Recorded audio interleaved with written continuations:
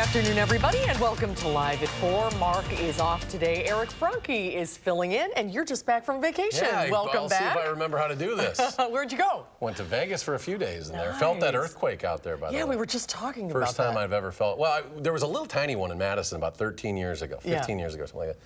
This, I was on the 15th floor of a hotel, so it was a little unnerving, to say the least. But yeah, even 200 some miles away from that epicenter, you could feel it. And how hot was it out there? It was hot. Yeah, it was I think it was 100? more humid here, but oh yeah, over 100 every day. Well, it's good to have you back. Good to be back. Thanks for your help today. Here's what's making news on this Monday. A shooting on State Street over the weekend has some people worried about the safety of the Madison hotspot. And Governor Evers has signed a bill legalizing electric scooter rentals in Wisconsin. We'll tell you what that could mean for the city of Madison. And President Trump is speaking out after more criticism about the conditions inside migrant detention facilities at the U.S.-Mexico border. Let's take a look outside today. The work week off to a very nice start. Beautiful out there today.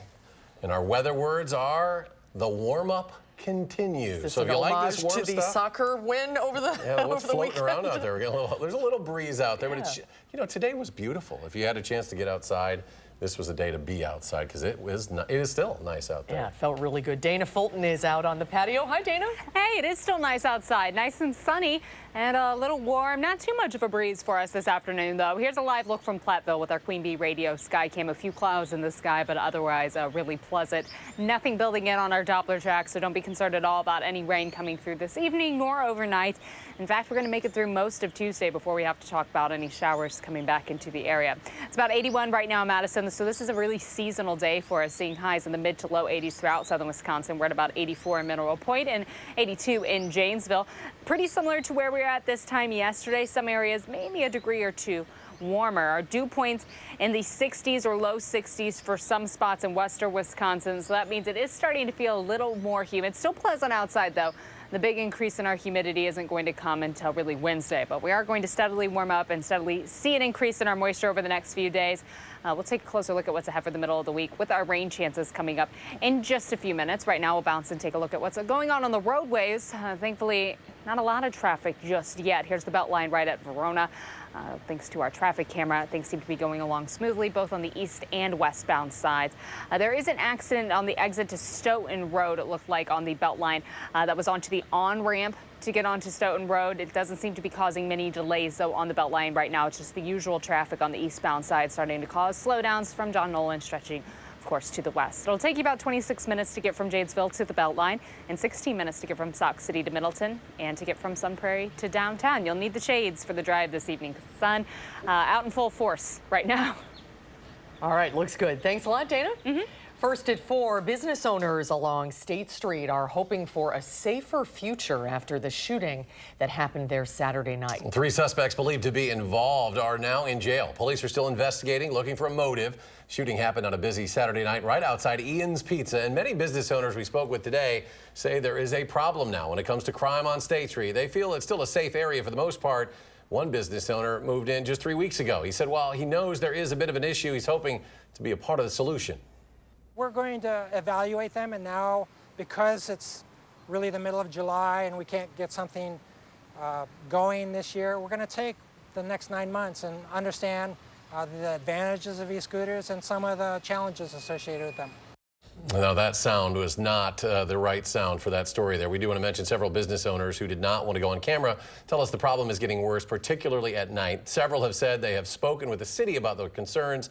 They hope they can be addressed to make State Street a safe place for everyone. Now on to electric scooters, which you just heard about. Cities and local governments now have the ability to decide whether they want people to ride electric scooters on their roads and sidewalks. That is under a bipartisan bill that Governor Tony Evers signed into law today. Rose Schmidt is here now to explain how it will affect the city of Madison. Rose? Yes, well, just because a statewide ban on electric scooters has been lifted, it doesn't mean you'll be seeing them in Madison just yet, if at all. Governor Tony Evers signed a bill into law today in Milwaukee that allows e-scooters that are under 100 pounds and keep a 15-mile-per-hour speed limit. Under that new law, local governments can decide whether to ban the scooters. The Madison Common Council passed an ordinance last August saying if the state ever allows those scooters, then the city can conduct a pilot program. But Madison's transportation director says city officials are still weighing their options right now.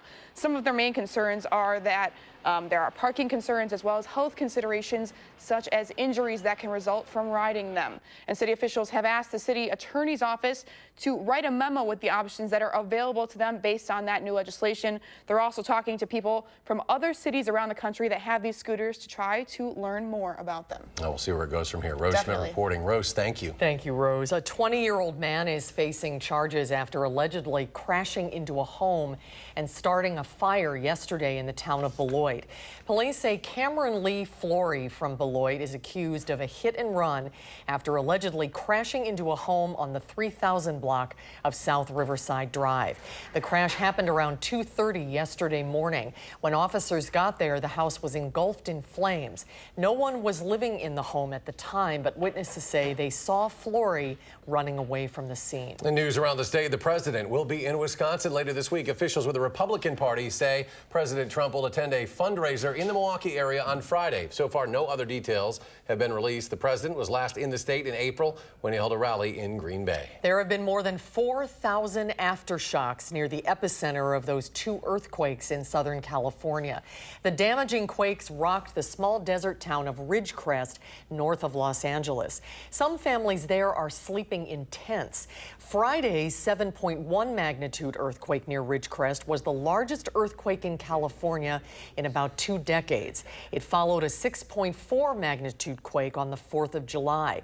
Damage totals could reach $1 billion. At a town hall Sunday, local officials talked about the emotional stress that people are facing. PTSD is a real thing. And we're all suffering from it right now. We have teams coming in that will help us with that. Officials are urging residents who are still in tents to start re-entering their homes. The U.S. Geological Survey says there is now just a 1% chance of another magnitude 7 or higher earthquake in the next week, but the aftershocks could last for a year. Some scientists are even predicting an uptick in quakes in the coming years. House Democrats are pushing for hearings this week on the border crisis. It comes amid new reports of disease and overcrowding at some migrant detention centers, but the president claims those reports are, quote, phony and exaggerated. Nicole Killian reports from Capitol Hill.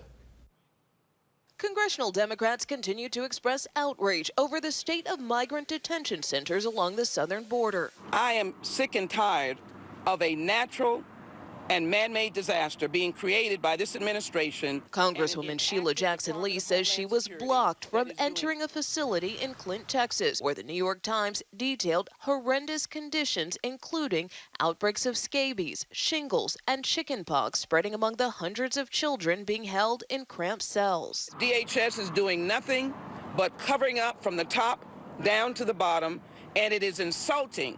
Acting Secretary of Homeland Security Kevin McAleenan joined First Lady Melania Trump in West Virginia for a roundtable with law enforcement. He's called the allegations unsubstantiated. The facilities on our border are overcrowded. At a faith summit in Washington, Vice President Mike Pence blasted Democrats who have drawn comparisons to concentration camps. To compare the humane work of the dedicated men and women of Customs and Border Protection with the horrors of the Holocaust is an outrage. The vice president says he'll travel to the border with a bipartisan group of senators Friday. A House committee plans a hearing that same day with administration officials on the detention centers and treatment of migrant children. McAleenan and the new acting head of ICE, Mark Morgan, have both been called to testify, but so far have not confirmed if they'll be there. A DHS official tells CBS News it's working on scheduling, while a congressional aide says the hearing will move forward as planned. Nicole Killian, CBS News, Capitol Hill. That hearing will also examine secret Facebook groups by border agents that have included derogatory posts about migrants and lawmakers. Customs and Border Patrol officials say they are investigating. Iran is now enriching uranium past the limit set by the 2015 nuclear deal. It's also pressuring Europe for help around crippling U.S. sanctions. Today, Vice President Pence issued another warning to Iran. He says Iran should not confuse American restraint with a lack of American resolve. The vice president said the U.S. will never allow the Islamic Republic to obtain a nuclear weapon.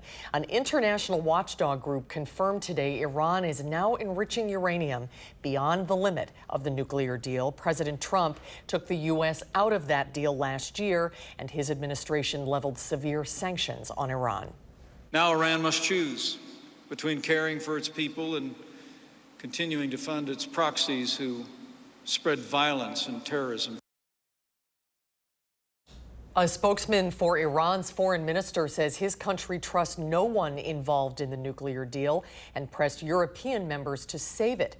The European Union has called on Iran to stop and reverse any actions that go against the agreement. More than a decade after reaching a secret plea deal on sex charges involving minors, well-connected billionaire Jeffrey Epstein has been hit with similar charges in a New York federal court today. He pled guilty this afternoon in a 14-page indictment. Federal prosecutors have charged Epstein with sex trafficking and conspiracy. In the indictment, it says he sexually exploited dozens of minors as young as 14 in his homes in New York and Florida. And from at least 2002 to 2005, he recruited dozens of girls to engage in sex acts and gave them hundreds of dollars in cash. Over the weekend, federal agents arrested the 66-year-old hedge fund manager after he returned from Paris and raided his mansion in New York, removing boxes of evidence. New York prosecutors say he worked and conspired with others, including employees and associates, but it is unclear if others will face charges. A Madison yoga studio permanently closes over the holiday weekend, giving teachers and members no warning and little explanation. Gabriella Becerra joins us now with the reaction from the annual members and how they could be out hundreds of dollars. Gabriella? Bliss Flow Yoga's last day in business was July 3rd. A member says they were told the studio would be closed July 4th for the holiday and that classes would resume on Friday. Instead, members received an email notification that the studio will not reopen. Owner Jennifer Braun sent the email that said, quote, "The bank decided they will no longer support the loan backing the studio, and despite exploring every option available, they remained unwilling to negotiate." On Facebook, many members declared their concerns about being out thousands of dollars after recently renewing annual memberships. Kayla Bach attended Bliss Flow Yoga for over 13 years and just renewed her membership in June. She says she replied to the email asking if there would be any reimbursement. I didn't hear back right away, but a couple days later got an email saying that the bank has seized all assets of the business and her personal, and she would like to give refunds, but that they did not leave her any money to do so. Wisconsin Department of Agriculture, Trade, and Consumer Protection says consumers can file a complaint to further look into their contract with the business and whether or not it's possible to get their money back. News 3 Now reached out to Bliss Flow Yoga Studio by phone with no answer and by email and received an automated rejection in response. Their social media pages have been deactivated and Google lists the business as permanently closed. We'll continue to follow it. Gabriella, thank you. Well, still to come tonight at 4. When we come back, we'll head to the movies with our film critic, Will Loper. Find out what he thinks of the new movie Spider-Man Far From Home when Live at 4 continues.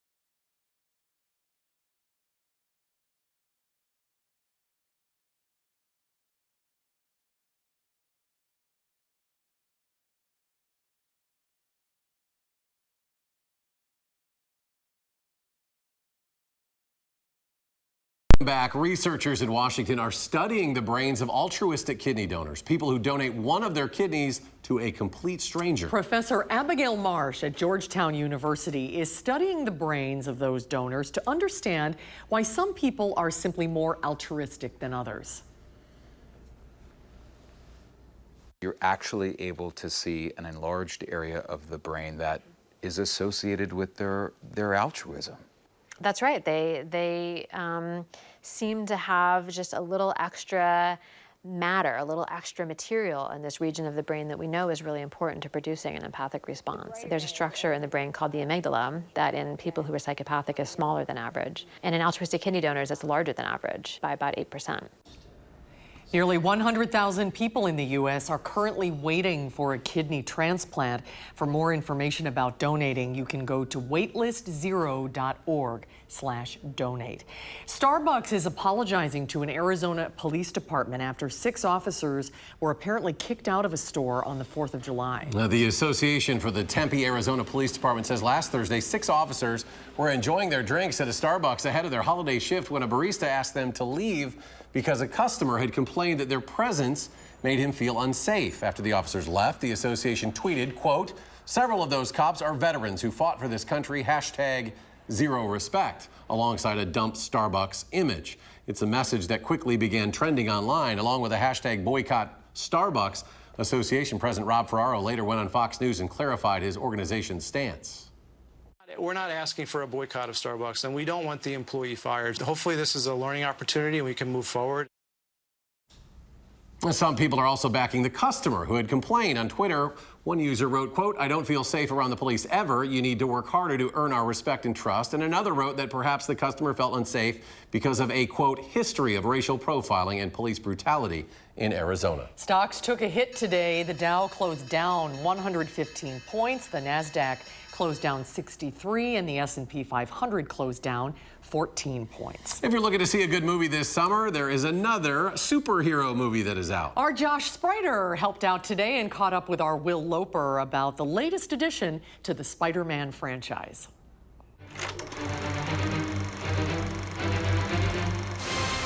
What do you want, Peter? I want to go back on my trip with the girl who I really like and tell her how I feel. MJ, I am Spider-Man. No, of course I'm not. I mean, it's kind of obvious. You're right, you may not be ready, but this is my responsibility. Saving the world requires sacrifice. Sometimes people die. Oh my God. That was a clip from Spider-Man Far From Home, one of the newest movies to hit theaters. And here to let us know if it's worth seeing is our friendly neighborhood film critic, Will Loper. Hey, Will. Hey, Josh. All right. Well, you're going to want to strap on your web shooters and swing your way to the nearest movie theater because this superhero film is 2 hours of action-packed fun with a sprinkling of awkward teenager experience thrown in there that we can all relate to. So Tom Holland is back as Peter Parker, a high schooler who really just wants to enjoy his school vacation with his friends and to make progress with his crush, MJ, played by Zendaya. But no, I'm sorry, Peter, the world needs saving. This time, there are several giant elements made up of water or fire and more attacking cities, and Spider-Man has to team up with Mysterio, played by Jake Gyllenhaal, to defeat these giant creatures. Now, the special effects and action scenes are amazing, but where the movie really shines is having Peter trying to juggle his normal high school life with saving the world. And you know, it's really hard to tell your crush you like her when you've got a giant fire beast destroying half of Prague and it's up to you to take it down. In any case, this is another highly enjoyable movie from Marvel. Just go and see it, but make sure you've watched the other 22 or so Marvel movies first because you might be a little lost without it. I was kind of wondering about that because I was actually watching a Spider-Man marathon over the weekend, and there have been so many Spider-Man movies. Yeah, this is the third time they've rebooted it. That was Tobey Maguire you were watching, and then Andrew Garfield, which, God, man, I was not a fan of the Andrew Garfield ones. But I think Tom Holland does a fantastic job as Spider-Man. And I kind of like you said that awkward teenage years. Exactly. We all can relate to that. Yeah. It's really spoken to me, too, just having this nerdy kid suddenly endowed with these superhero powers and having to sort of reconcile those two worlds. Good movie for the family? It is indeed. I mean, it's a little scary with the big, giant fire beasts and explosions and stuff, but if your children are old enough to handle it, They'll like it. All right, what's the rating? This one 4, Zendaya's out of 5. You know, she truly encapsulates the awkward high school interactions in this movie. She's great. Well, it's a pretty good rating there. All right, next week you're off. I am, but, you know, I'll be back the following week with the Lion King remake, so. Sounds good. Yep. I know there's a lot of talk about that one, too. A lot of buzz, A lot of buzz. All right, Will, thank you. Thank you, Josh. All right, thanks, guys. I really appreciate Josh helping out today. Yeah. Very nice of him. There's more to come tonight at 4. After winning the fight for the World Cup yesterday, the U.S. women's soccer team is now focusing on equal pay for female athletes. And next hour on News 3 Now at 5, a Madison Drum Corps is opening up to be more inclusive. We'll explain.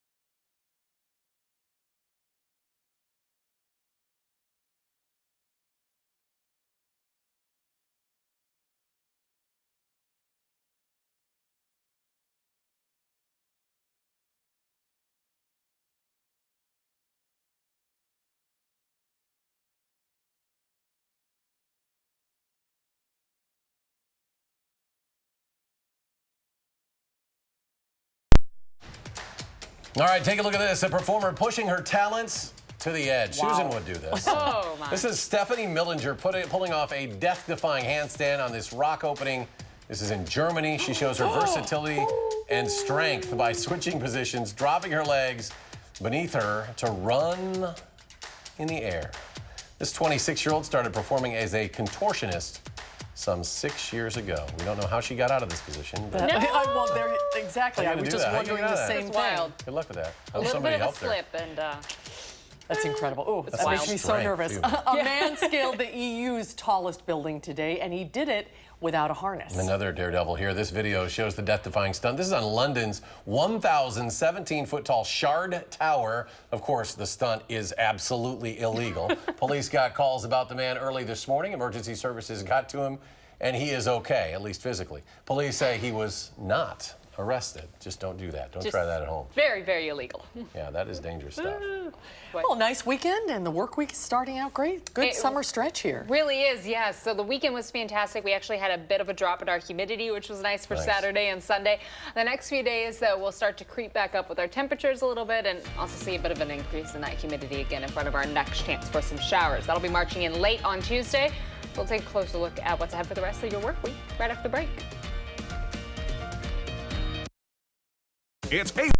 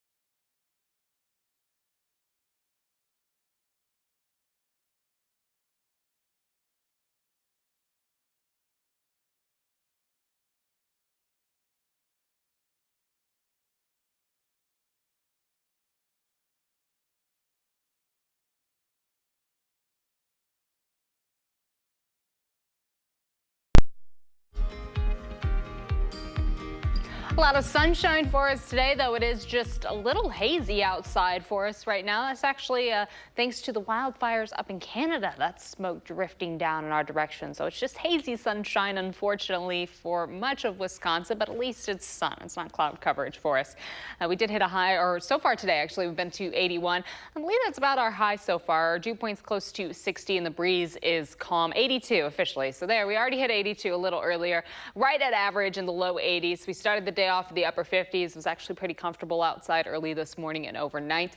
Pretty close to average with our overnight lows also, and certainly nowhere near record breaking for those high or low temperatures. And you have until about 8:39 to enjoy this weather. And then, of course, sunsets and our temperatures will fall overnight. Our Doppler track is quiet. We don't have anything building in for us overnight. Things are actually going to stay pretty quiet throughout the state, throughout the northern Midwest. Our storms are well off to the west right now as high pressure continues to ridge on through. It shifted a little east, so our breeze is eventually going to become a little more of an east-southeast and then eventually southern heading into the next few days. So our temperatures are going to steadily warm up by the middle of the week, but our next system is off to the west now. As it does slide east, it's going to be increasing our moisture, pushing some warmer air towards us, and also, of course, bringing our next shower chances for late on Tuesday and through Wednesday. We'll take a closer look here at our next few days with our future track. Tuesday actually looking pretty pleasant in the morning. We'll start off with partly sunny skies. Then later in the evening, our cloud coverage increases, and overnight is when our shower chances really march on in. For Wednesday, we have the chance for showers and thunderstorms throughout the day. And it really does look throughout the state right now. We'll be keeping an eye to the radar. By Thursday, though, we start to become partly sunny yet again. Temperature-wise for Thursday, it'll actually be just a little cooler behind that system. We'll drop back to the low 80s, and that is going to bring a drop in our humidity as well. Precipitation totals with the system hovering close to maybe a few tenths of an inch. It has seen a little bit of an uptick here in the last few days as far as how much will be coming on through, but still we aren't looking at a major rain accumulating event, and just the chance for some showers and thunderstorms. Some isolated areas could see just a little more, of course, if we start to see those storms trail or if we have any heavy rainfall lingering in a spot for too long, but most of the area will be around just a few tenths of an inch. Overnight, we are going to stay mostly clear. That's going to help our temperatures drop close to 60 again. But as our breeze shifts and becomes a little more southerly, we are expecting a little warmer day tomorrow, mid to low 80s for afternoon highs, a little bit more humid outside also, and then those shower chances later in the evening will start to creep in from the west to the east. Heading into Wednesday, we have those chances for showers and thunderstorms throughout the day, mainly in the evening, though, for most of the thunderstorm chances, just because the heat of the day and all of that moisture, it could lead to some stronger isolated thunderstorms. Temperatures will again be in the mid 80s for Wednesday, and then by Thursday, we finally get some sunshine and a little bit of a drop in those temps and the humidity. Overnight low of about 59 to start the day tomorrow. Our skies will become partly cloudy by tomorrow morning. I know right now it's nice and clear, just a little hazy. Overnight will be pretty comfortable outside. Our breeze picking up a little bit and become more 8 to 15 miles per hour overnight. Tomorrow, we're expecting a mostly sunny sky, becoming partly cloudy though later in the day. Again, temperatures in the mid 80s. It is going to be very warm outside and again pretty humid for us later in the day. Most of the humidity sticking around for Tuesday and Wednesday before it backs off for the end of the week. Showers and storms on Wednesday. For the end of the week, though, we don't have much of a storm chance. It's this weekend that it's going to get a lot hotter, and those temperatures will be the main focus for the weekend and the following week. We're going to see quite an uptick yet again, seeing temperatures in the upper 80s. Our dew points creep up as well, so that is going to lead to the slight chance for some isolated thunderstorms almost every day next week. No major systems coming through, just so much moisture and those temperatures climbing so much. It just makes a nice little mix for some thunderstorms to come through. But a very warm weekend, so I hope you were able to enjoy this nice weekend that we just had. Tomorrow or next weekend, it's going to feel a little more like July. Summertime. Summertime, very summertime. Enjoy it. Yes. Thanks, Dana. The U.S. women's soccer team is coming home as a repeat champion. The U.S. wrapped up back-to-back World Cups with a 2-0 win in yesterday's final. Now team members are speaking out today about the ongoing battle to be paid as much as the U.S. men's team. And Roxana Saberi is in Lyon, France, where she caught up with some of the players. Van der Graat's in front with the high boot. It took this penalty and this shot by co-captain Megan Rapinoe for the reigning world champions to pull ahead of the reigning European champions. A few minutes later, her teammate Rose Lavelle followed. And so to cheers in the sold-out stadium. And back home, the U.S. defeated the Netherlands, earning a 4th World Cup victory and making history. We're crazy. That's what makes it special. We just have no quit in us. We're so tight, and we'll do anything to win. As the tears fell, chants rose from the crowd calling for equal pay. A reminder that this team has been fighting for more than victory on the field. It's suing the U.S. Soccer Federation, alleging gender discrimination. What do you think this victory will mean in your push for equal pay? Well, I mean, it's always good to have in the back pocket the fact that we're now back-to-back champions. It's not good for them, is it? Progress is inevitable, says Brandi Chastain, who helped lead the fight for equal pay after she and the U.S. team won the World Cup in 1991 and 99. The ultimate reason and catalyst for change is eyes on the situation, right? You can't hide anymore. You can't say, well, nobody cares. This tournament is a global tournament. Now that this tournament is over, the players' lawsuit is expected to go into litigation. But first, the team will be honored in a parade in New York City on Wednesday. Roxana Saberi, CBS News, Lyon, France. Oh, it was so exciting. I don't want it to be over. I watched almost the entire tournament. I really got into it, and I didn't know soccer very much before this, but I really got into it. Yeah, it's one of those things that you just cheer for your country. Yeah. And they were incredible players, weren't they? Yeah, it was Equal great. pay. The women deserve more, right? They win a lot more. Yeah, than we'll the men continue do. to see what happens. And the with following that. is incredible. How many people were into this? Yeah, It was something. yeah, it was great. All right, we'll be right back after a quick break. You're watching News 3 Now, live at 4.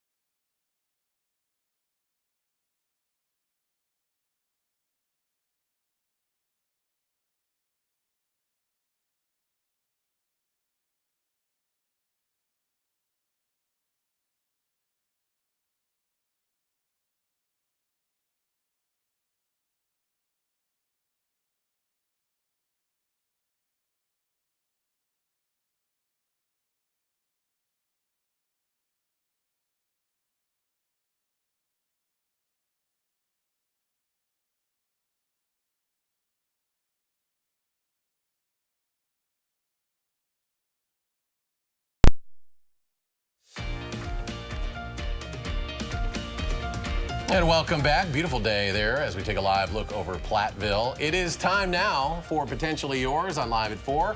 Marissa is here from the Dane County Humane Society to help This is Dillinger, the ferret, find a forever home. Tell us about Marissa. Dillinger. Well, Dillinger here is a younger guy, and he's got quite the personality. He is a social dude, but if you know ferrets, they can sleep quite a lot as well. So he's a little active now, but I think he's starting to go into nap mode. Now, did you say they sleep up to 14 hours a day? They can sleep up to 14 hours a day, but when they are awake, they are very, very active. So they need a house that they can go around and explore, and nice safe spaces that they can play around in. You know, I've never seen a ferret like up close. You want to hold it? No, but it's kind of acts like a pet.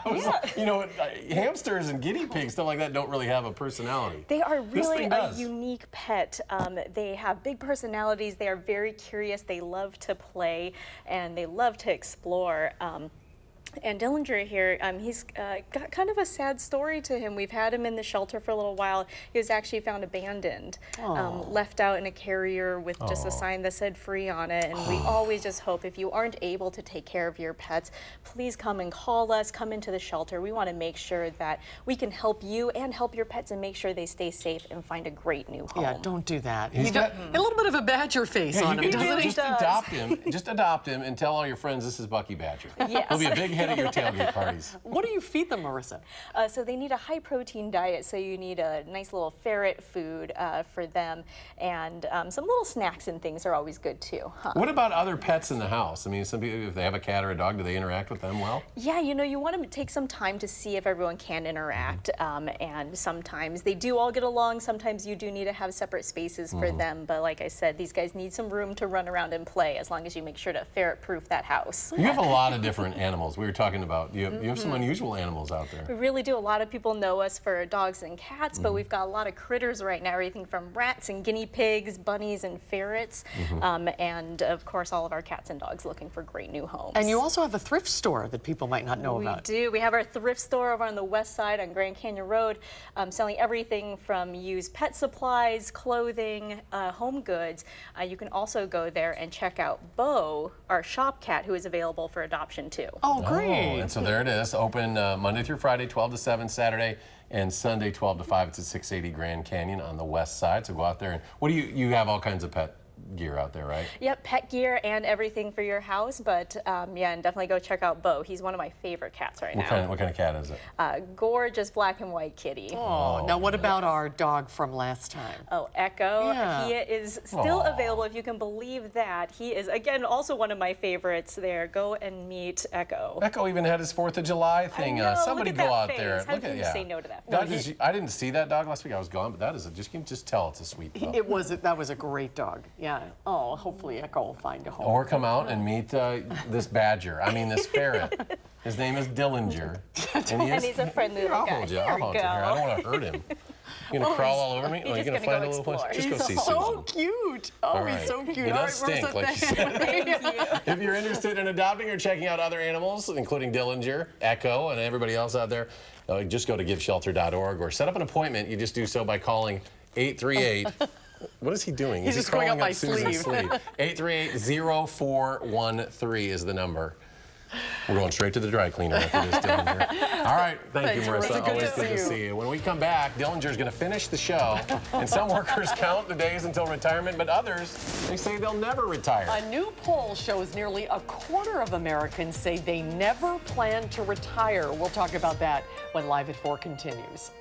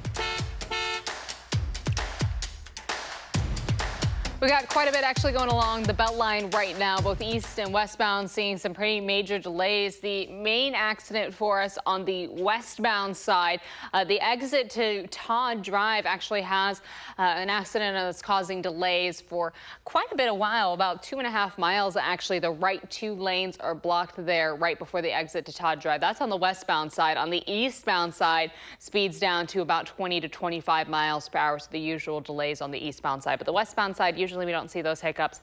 Again, that's due to an accident right now, right at the exit to Todd Drive. From Janesville to Beltline will take you just about 26 minutes. From Sauk City to Middleton, still a 16-minute commute this evening. Sun Prairie to downtown, though, is taking just a little longer than usual. It'll be about an 18-minute drive for you this evening. That's a quick look at traffic. All right, thanks, Dana. Cassette tapes are having a moment again. Sales of the 60s invention rose 19% last year alone. The startup, what do we call this? Let's just call it NINM. I don't, N-I-N-M. Okay, thank you. Is looking to cash in on the trend with the launch of what it says is the world's first Bluetooth portable cassette player. It sells for $63. It comes with a blank tape, just in case you got rid of all of your old ones. Still got my Bon Jovi, my little cassette. Yeah. The average age of retirement has gone up in recent years. And now a new poll shows about 1/4 of Americans don't plan to ever stop working. Tom Hansen reports from New York.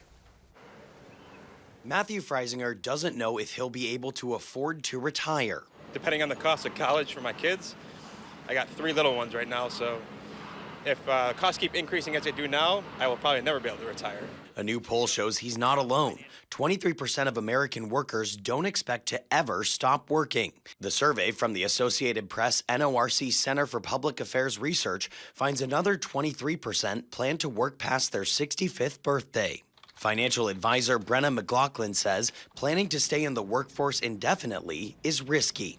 There are many factors beyond your control that could impact your ability to work for the rest of your life, including health issues, industry changes that are beyond your control, or the need to care for a loved one. The poll found only 29% of Americans over 50 say they feel extremely or very prepared for retirement. About 40% feel somewhat prepared, and about 1/3 feel unprepared. Financial planners say many Americans often underestimate how much money they'll need in retirement. Inflation is a big factor. They can't imagine how much more things will cost in the future. Another one is longer life expectancies. Denisha Ellison says she'll be ready when the time comes. We can't all work forever. You got to enjoy some of your life. Financial planners say no matter how close you are to retirement, every little bit you save helps. Tom Hansen, CBS News, New York. And financial planners suggest workers set up their direct deposit to allocate a portion of each paycheck to their savings or retirement accounts. We'll be right back after a quick break. At Harker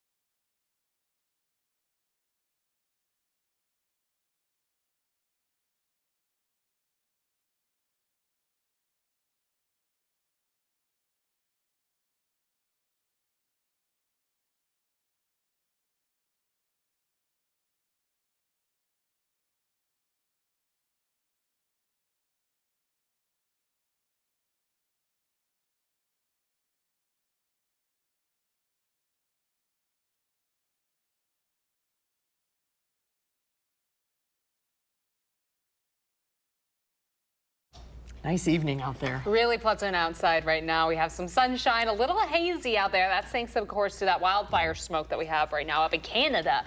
Thankfully in Platteville, though, a little bit of blue sky coming through. You can see the haze in the background there. It's our Queen Bee Radio Sky Cam. A few high clouds, but otherwise really a nice evening. Enjoying that sunshine. Temperature-wise, it's a little warm outside. We are in the low 80s right now, officially hitting a high of 82 in Madison. Now we're closer to 81, so of course our temperatures will continue to back off over the next few hours. 86 in Mineral Point, 83 in Lone Rock, and about 82 in Platteville right now. Pretty similar to where we were at this time yesterday. Our dew points in the low 60s for much of the area, close to 60 in Madison, about 54 in Janesville. So Janesville wins right now for being in the most comfortable spots with our dew points. Unfortunately, our dew points are going to creep up a little bit over the next few days. We do have sunshine for the rest of the evening. Nothing new building on in. Of course, after the sun sets, we'll start to cool off. We'll be in the upper 60s around 10 o'clock, and then by tomorrow morning, we'll land in the upper 50s. For Tuesday, expect partly sunny skies in the evening, though. That's when our next round of rain will move in, and that means leading into Wednesday, we could be keeping track of a few showers and thunderstorms, unfortunately. So enjoy the sunshine while it's here, and especially how comfortable it is outside right now. That's good out great. there. All right, thank you, Dana. Here's what's coming up tomorrow on Live at 4. UW psychologist Shyla Mergain will be here with her monthly visit. And if you're planning to spend some time in the pool this summer, Consumer Reports has a look at the best water workouts. That's coming up tomorrow on Live at 4. Set